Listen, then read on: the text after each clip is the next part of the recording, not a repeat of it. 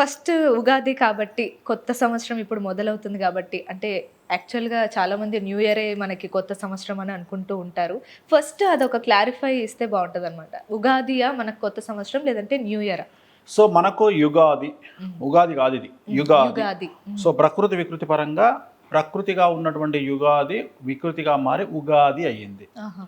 So పండగలు చేసుకోవడానికి, మందు తాగడానికి, సెలబ్రేట్ చేసుకోవడానికి మనకి ఏదో రీజన్ కావాలి.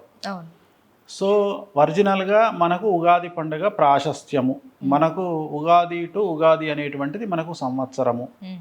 సో ఉగాది నుండి ప్రారంభమైనటువంటి డే మనకు ఉగాది నాడు ఎండ్ అవుతుంది ముందు రోజు. హ్మ్. సో మీనరాశి లేదా మేషరాశిలో ప్రారంభమయ్యే సంవత్సరము మనకు కుంభరాశిలో ఎండ్ అవుతుంది ప్రతి సంవత్సరము. హ్మ్.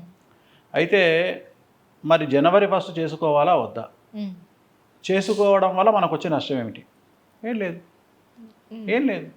జనాలు ఎంజాయ్ చేస్తే ఎందుకు ఏడ్చావాలి? అవును. జనాలు ఎంజాయ్ చేస్తే మనకొచ్చే నష్టం ఏమిటి? ఏం ఏమీ లేదు. కనీసం ఆ రోజన్నా ఆ పేరు మీదనన్నా ఎంజాయ్ చేస్తున్నందుకు సంతోషపడండి. హ్మ్.